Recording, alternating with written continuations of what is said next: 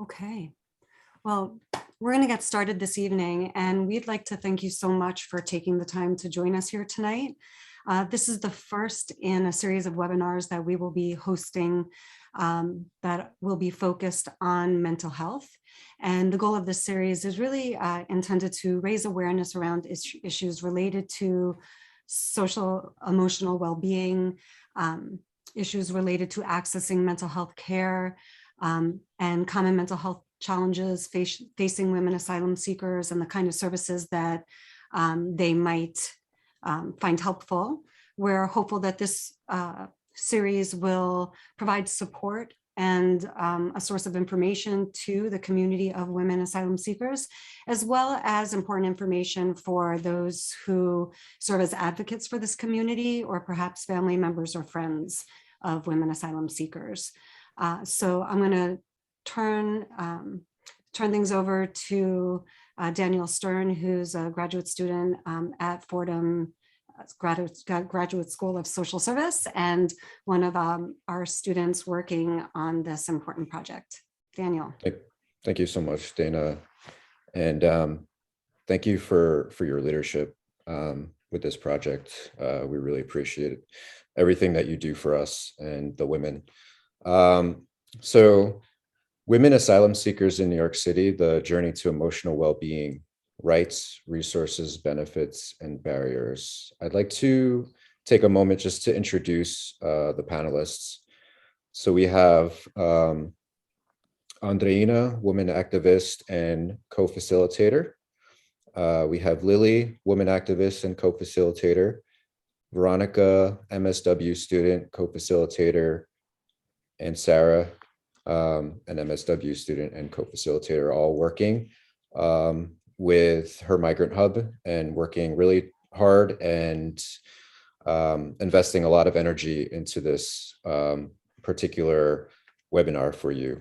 And I think that we have a lot of precious material for you tonight. So I'm really happy to be here and presenting this. And the first thing I'd like to get started with is a little meditation in the way of poetry written by a refugee by the name of Senait, Hagose.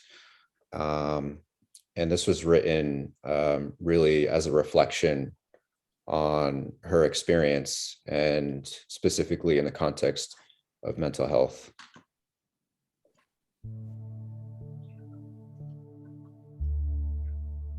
Mind can travel anywhere, across the ocean, across dry land, past, present, and future. No traffic lights or mind a gap. No one can stop me moving. My eyes can see the unseeable. My ears can hear the unhearable. My hands can touch the invisible. I think non-stop. More bad, less good. Fear, flashback, scared, hopeless, stressful. Sometimes I see no future, more sadness, loneliness, insecurity. This is my immigrant mind.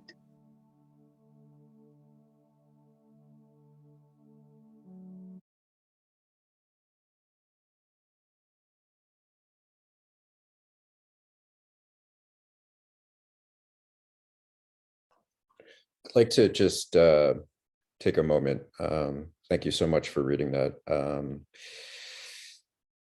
I'm taking a breath for everybody collectively. I hope everybody else takes a breath. This was very powerful. And Dana was mentioning, the important piece about awareness. And I think this is a really good place to start. It gives us a picture, something that we can feel viscerally.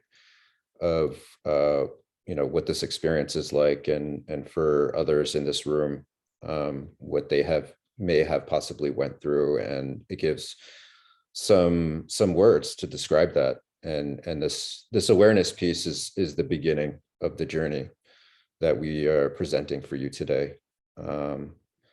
And so I just want you to just take a moment, and you can put in the Q&A any reactions that you have from this poem. Could be emotional, could be a thought, a question.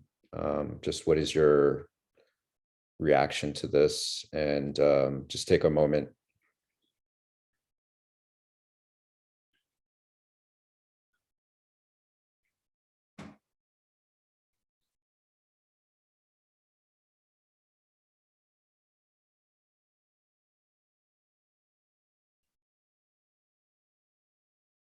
And you can put in as anonymous as well, which is important.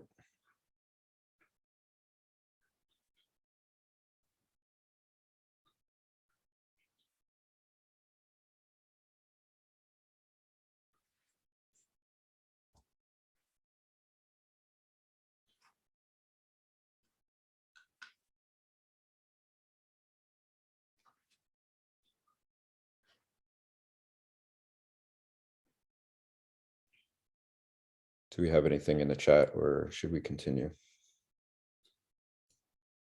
Let's continue. Okay.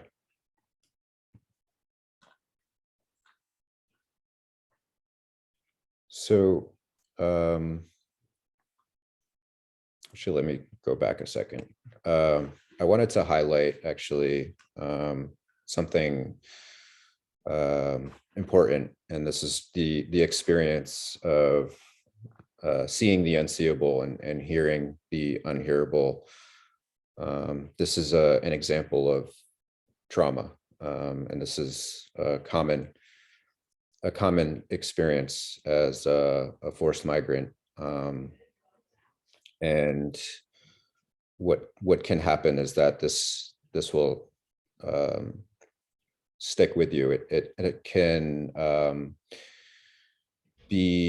it can appear in the present as a traffic light or a mind the gap, and really that this really is a barrier to wellness, and it's something that there is support for. And so I want to ask this question: what is mental health? Because it's something that I think is very misunderstood, and thankfully the trend is going more in the direction of wholeness and holistic. But right now we're working with the terms that we have, and I'd like to just start by asking a question, which is the difference between what is wrong with you versus what happened to you. And I think this is a very important distinction, because we tend to focus on the wrong and what is wrong as opposed to what happened. And I think mental health begins with the question, what happened? And this is where I'd like to start. And I'd like to define it as the capacity of the individual, the group, and the environment to interact in ways that promote subjective well-being, the optimal development and use of mental capabilities, for instance, thoughts, feelings, and relations, and the achievement of individual and collective goals consistent with justice and the attainment and preservation of conditions of fundamental equality. So we can't just talk about one thing. We can't talk about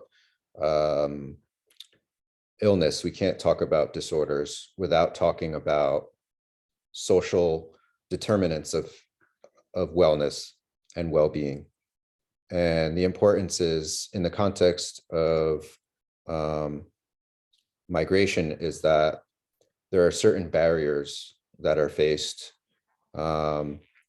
which, because of those barriers, can have an impact on somebody's mental health and well-being. And so what we're trying to do is we're bringing awareness to that and trying to break down some of those barriers. And then another way of looking at mental health is looking at it as holistic. So you can see it as physical, emotional, spiritual, psychological, and pharmacological. So there's a lot of different elements that go into how to be supported and to look at your well-being. And then I'd just like to just ask what it means to you. And you can go ahead and write that in the chat. Thank you. And I'd like to also focus on specifically post-migration trauma, which means trauma that occurs in resettlement, in the process of settling in the new country. And I think this is important because a lot of the research is actually lacking in this area. And the problem is that because we don't take into consideration the impact of what the present situation is, we can tend to just point the finger at what happened in the past and not think about what's in the present that's also getting in the way. And this is a huge barrier. And one example is just looking at the traumatic process of seeking asylum itself. And this has been characterized as actually the violence of uncertainty. And this is really speaking to this space of not knowing what's going to happen next and not really being able to build a life on that. So how do you build a life when you don't know what's going to happen if you're going to get your asylum, essentially? And this is really problematic.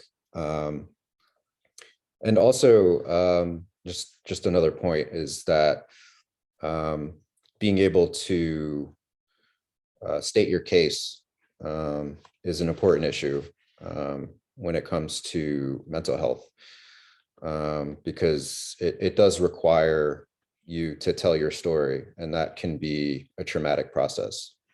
So these are all things that mental health support can really assist with. And now I want to talk about what asylum seekers have the right to. And this is consistent internationally, nationally, and according to the state of New York, that all asylum seekers have the right to access mental and behavioral health care. And not only that, there are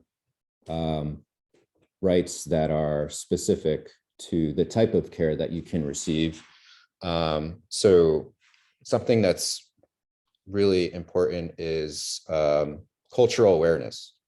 So you have the right to care that is consistent with your own way of life, your belief system.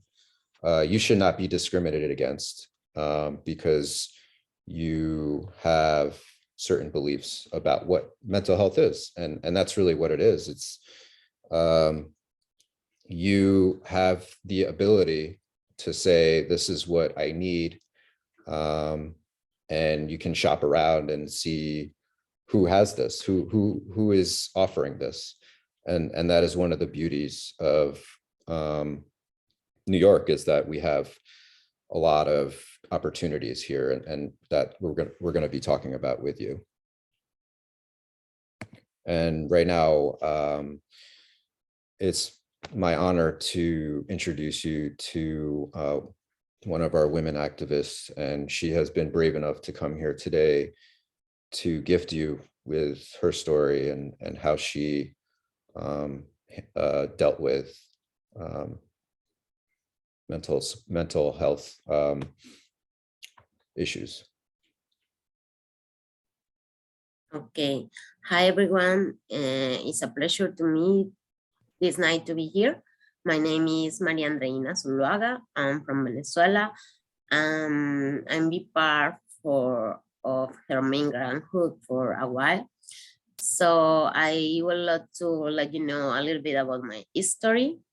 I am a political asylum from Venezuela, and also I am a founder on a non-profit organization over my country. I used to work over there with defense of human rights, environmental projects, and also work from my profession with minorities. That means women, children, people in some kind of less level to other people like usual, less access to rights. So I had a leadership in my country that I would love to keep here, but I already had 3 years living in United States. And when I first come here, I never realized myself living here for a while. So it was a hard decision for me to have to take that decision. Like, it was leaving my family behind me, leaving my profession and my identity behind me, because over here, like every another migrant, we have to get a survival job to pay the bills and to deal with the life itself. So that sometimes made me feel real frustrated, because I would love to keep my career ongoing, but over here is like start from scratch. So also, in other hand, this situation made me feel motivate myself to do my best for me in the first point, in the first place, and then for my community. So that point is a really a bullet point in my history. And the other one is I am a second generation of migrants. And I am the first one in my family over United States.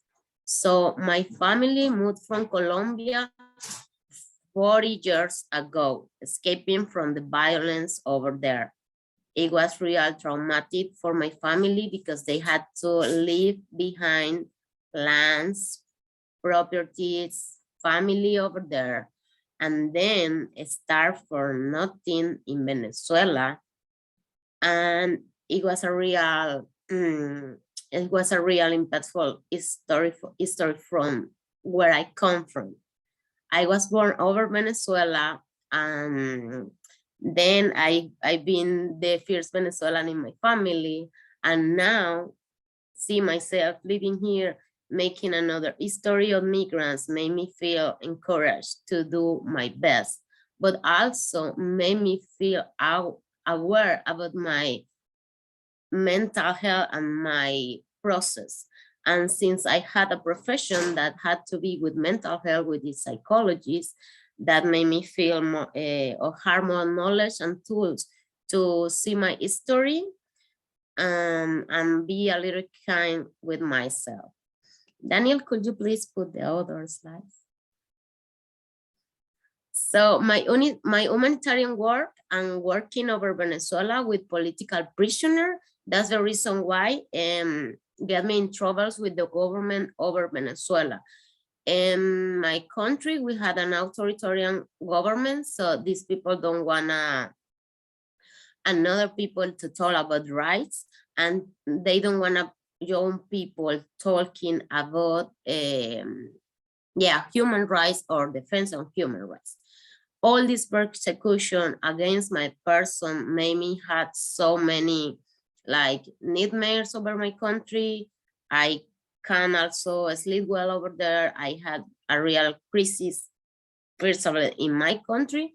And then when I realized myself living here and I was in the way to get my asylum, I've been in a limbo and I don't have like any response. I don't have any like resource.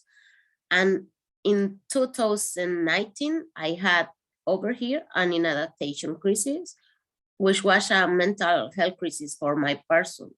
So on all this path, I had the grateful experience. First of all, since my profession required to be in current like check with a professional, I've been always like supervising for some professional, like let it go my feelings and my thoughts about my old situation.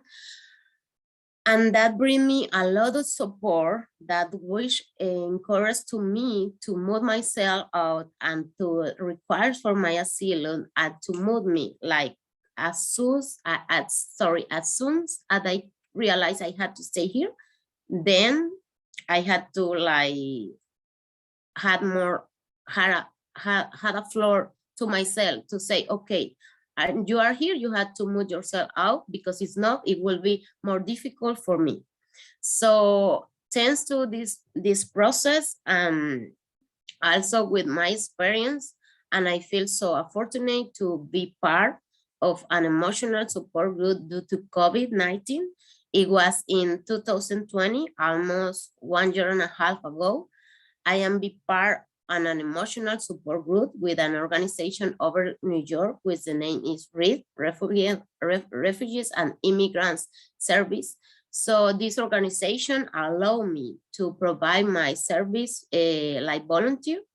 And then myself, since I be part of emotional support group and mental health support, I really appreciate this opportunity, and I know from my first experience that these kinds of tools really are working in myself to fix myself in and to provide my history in a personal level, but also in a professional level. And also we had a safe space, so which is the idea of migranthood as well in the future with this starting series, to bring support to people like me, women that are looking for asylum, or women that I already had passed by this process, to don't feel alone and to feel free to share their experience, because that's the way we could have a voice. Thank you very much for letting me talk with you in this night about my history. Thank you so much, Andreina, for sharing such a powerful story. It's very important for us to kind of share our experiences and struggles, because this is what kind of shapes us as we move forward. And we look from person to person when we look for like resources towards healing. So thank you so much, Andreina. This is very, very important. And I know how, difficult it is to tell our stories, but sharing it definitely help us move forward. My name is Sarah, and I will be discussing some of the barriers that come with seeking or asking for help when it comes to healing. So when discussing mental health and our individual journeys through that process, we need to take into consideration what might be stopping us from getting that care or treatment we need to recover and heal. But in order for us to do that, we need to understand what are the barriers. We need to take into account the 8 dimension of wellness, so we can approach it in a more holistic way, because our needs cover so many different aspects, and it could be financial, it could be security, employment, intellectual, social, or spiritual that affects our mental health. So there's so many different components that we will be discussing. But the 5 common barriers that we often see when we're seeking treatment for mental health needs will cover these topics right here. The first one being mental health education and awareness. And this basically encompasses when we typically discuss our own perception on physical symptoms versus mental health symptoms. We are more educated towards our physical needs, and we're not really in tune with what our symptoms are with our intellectual or emotional needs. So understanding what these symptoms look like, so we are able to address it and seek that, healing process. So when we don't know if something is wrong, we are not able to say that there's a treatment that needs to be addressed. We lack awareness on education surrounding these symptoms. We won't be able to understand that there are free aid that's available out there. So that could be a barrier for us. There's social stigma that comes with mental health conditions. And a lot of times that social stigma will come on an individual level versus more of a outside barrier. So on an individual level, you might say like, my own biases and beliefs will stop me from even seeking assistance, versus my culture and my, like my own family believe like, mental health, it does not exist, or maybe brush it away, or there's a fear of disclosing some of this information because we might be isolated from our community. So there are some pretty serious risks that come with stigma.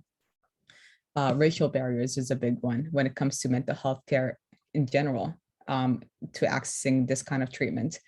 There are significant studies that discuss the disparities when it comes to mental health care access.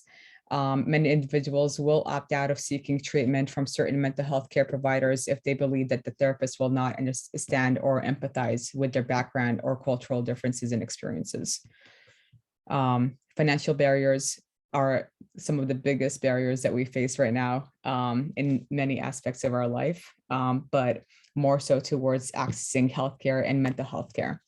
So the cost of treatment will limit us, and seeking like individual insurance coverage, such as like emergency Medicaid, navigating copays, deductibles can add up over time when we're inquiring consistent and complicated therapy.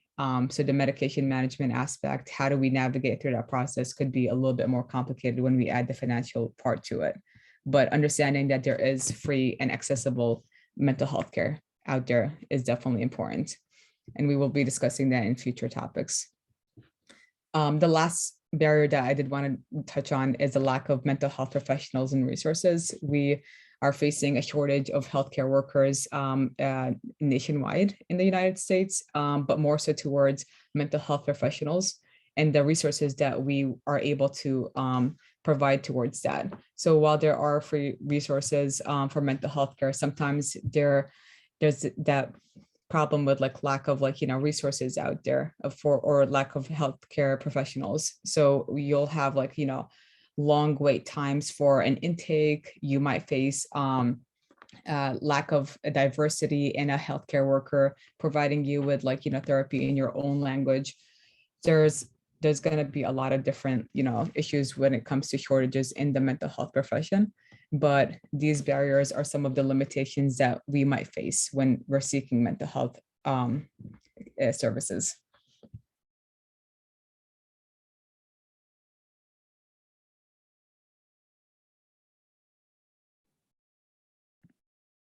Thank you, Sarah, for providing an explanation of the barriers that asylum seekers face during this arduous process. My name is Veronica. I'll be reading the story of a woman asylum seeker who graciously offered to share a glimpse of her journey from the moment she arrived in the United States.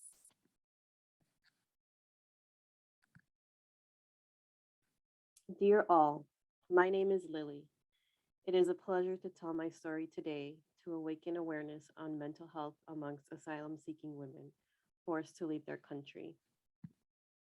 I moved to the US from Central Africa a few years ago to seek asylum after a traumatic event happened in my life. I fled and left behind a great job, my friends and family, and my sociocultural points of references. Was it a great move? 5 years ago, I would have said no, for the following reasons. My first semester in the US was challenging. I was lost in every sense of the word. I couldn't communicate properly in English. I didn't have my own place. I had no family members who could genuinely support me. And worse still, I was going through the trauma that made me flee my beautiful country. For the first time in my life, I was helpless. Who would believe this? This sharp and dynamic lady who didn't know what suffering meant. I was right experiencing it. There was not a day I didn't cry. I remember sitting somewhere in Queens, crying my heart out. I remember this lady asking if I was okay, and I couldn't articulate a word. I didn't have the strength to share my pain. I was trying to figure out why I was always sad. I thought maybe death would be the solution. And then I remembered my mother and siblings and realized how devastated they would be if I was no more. I was not okay. I was going through something I identified as depression, but I remembered that back home, depression is for the weak or crazy people, and I didn't want to be identified as so. Thus, I tried to pull myself together and move on, but I was wrong. I couldn't fix my emotions by myself. It's only when I joined the counseling program organized by the Family Justice Center and RIF that I started feeling better. I felt more supported. And it was when I joined her migrant hub that I knew the mental health is a common and serious problem in the immigrant asylum seekers community. The origins of my unstable mental health were multiple. The reasons I left my country and the uncertainty it brought, the language barrier and the feeling of not being educated enough because I couldn't precisely share my competencies in English, the certainty to get my asylum application approved, and the fear of being sent back home were so terrifying, and the contempt and humiliation of people who helped me. The list is not exhaustive, but I remembered promising myself that I will make it, and the only way to do so was to look for information, the right information. But since you don't know what you don't know, how can you look for the right information? How can you make it? Today, I'm glad a platform like this webinar exists to awaken consciousness and to remind people that they are loved and there are people who truly care about them. If you are sitting here and need help or know someone who needs to be supported, you are in the right place. And remember this, never stop looking, never stop trying. The only person above you after God is yourself, not another human being. Thank you, Lily.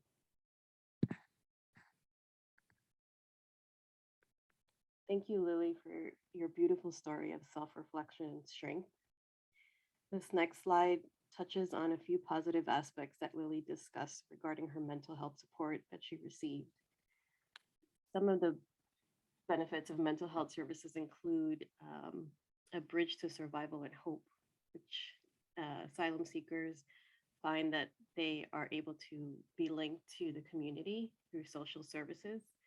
Social workers provide therapy, but also connect them to people within their community where they can develop new friendships and establish other community relationships. Another benefit of mental health is therapy, which helps decrease feelings of anxiety and isolation.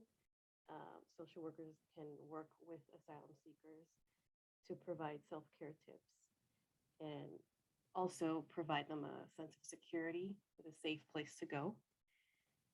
Therapy also helps with difficult thoughts and emotions, such as understanding feelings of uncertainty during and after the asylum process. Most asylum seekers experience trauma. With the help of therapy, this reminds asylees that they are human beings who deserve to be heard and understood. This can also lead to the opportunity of advocacy, where asylees can work directly with other asylees or people in the community, where they can teach, learn, and make a difference within their own communities, which is also another form of therapy for them. And following these benefits, there are some resources that we were previously discussed by the women activists and the other co-panelists today. The first one is our website, which we work on collectively, called hermigranthub.org. And in the next slide, you'll be able to see exactly where to go. We also discussed the Family Justice Center. So that is also another link to resources that you can find on their website. And the next two will be briefly discussed by Andreina. Hi, everyone. Yes, since I mentioned in my history, we had the RIF Emotional Support Group, which is a New York-based organization. They bring support, information about asylum seeker and refugees and immigrants. They had an emotional support group. It's the group that I'm making part of. So also we had this Venezuelan group, the name is Via in NYU, and they had a peer-to-peer support group. So we will have another webinar going more into the information about the resource, but we will love to highlight this today. Thank you very much.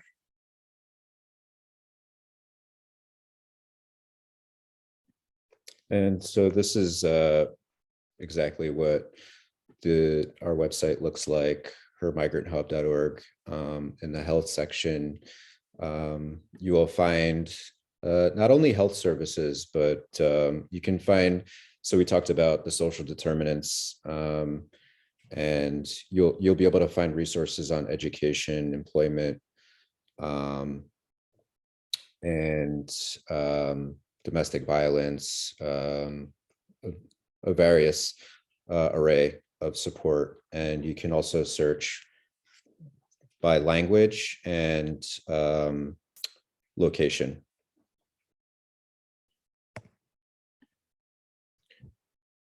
And moving forward, we are looking to provide a lot more going forward with this group, with Her Migrant Hub. One of the things that we're working on currently is a survey, and this is really to bring more awareness to some of the needs of the community. And with the help of the community, we can get that information to do more research, to be able to make changes in the system and at different service providers as well. And one of those ideas that was discussed recently was actually focus groups to bridge the gaps in communication between social workers and the community. And that's just one example of some of the visions that we have going forward. So what are next steps for our future? When we're creating healing spaces, we do want to kind of like open it up to you guys, because we want to work as a community, and we want to kind of branch out like this, webinar series to discuss more topics and hone in on discussions that we want to have as part of our healing group. So I kind of wanted to bring it back to you guys and see what are some topics that you might be interested in for our next webinars, whether it could be like resources delving into that, or how to navigate health insurance when you're accessing healthcare services in the mental health field, what kind of symptoms or mental health, disorders do exist out there, so we could kind of like tackle that. But these are some topics. I want to open it up to you guys if anybody wants to speak right now, or put it into the chat. And if you have any questions, this would be your time.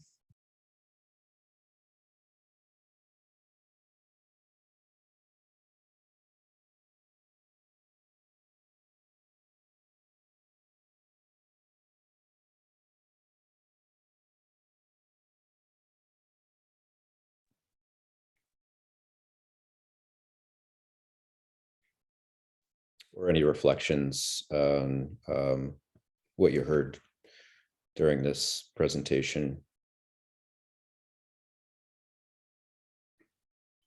where we could have improved.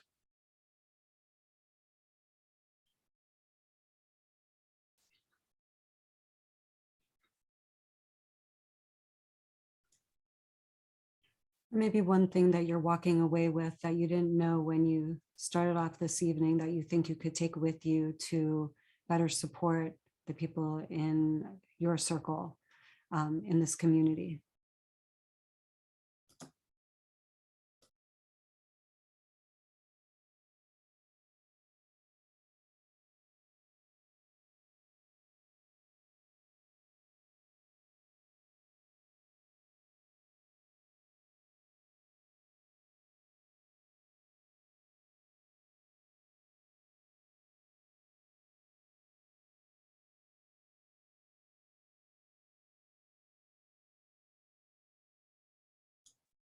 So I'm seeing some questions in the chat about future webinars in this series. And yes, I think there's there's quite an agenda planned, in addition to talking about typical challenges that women asylum seekers face in terms of mental health and well-being. We're going to be discussing what are the various types of treatment that are available and sort of what treatments look like or approaches to treatment might be, as well as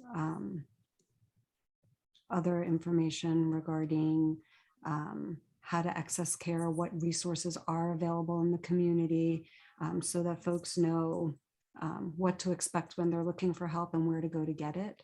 On our website, we'll be posting information, descriptions of common mental health issues that people may experience. Like, what does depression look like?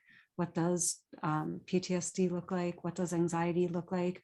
So folks can go there and look at those and try to see if maybe some of their experiences match with those descriptions, and put a name to what they might be feeling, to empower themselves to know that it means something, and that they can be helped for that and receive support with it. And we'll also be posting tips for self-care each week. So you can go to her Migrant Hub as well to find some brief exercises that don't require either financial resources or other kinds of support or equipment in order to have some self-care.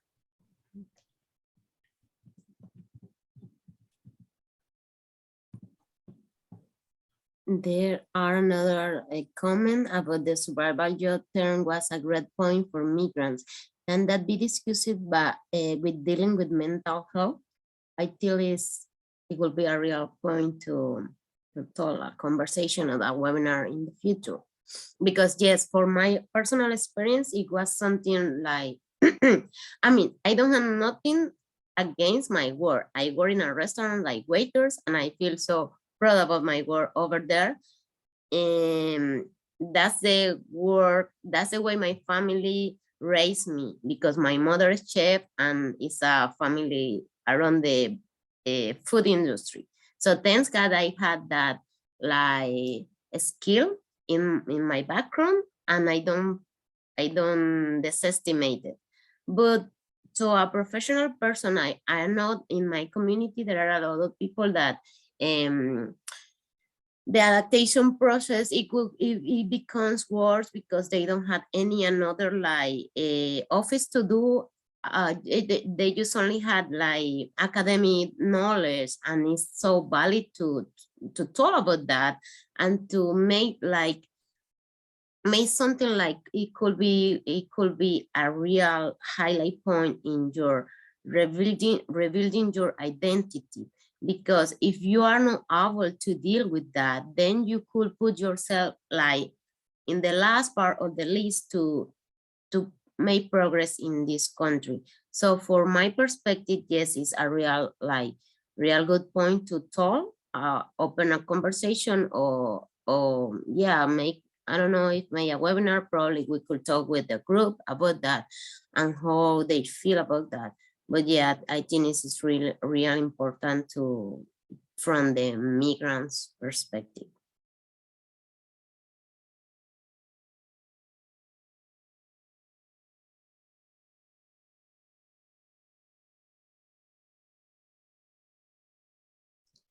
We had a lot of great feedback so far, and we're gonna continue to, keep this like floor open for future, discussions. If you guys have any topics, you could feel free to reach out to us anytime.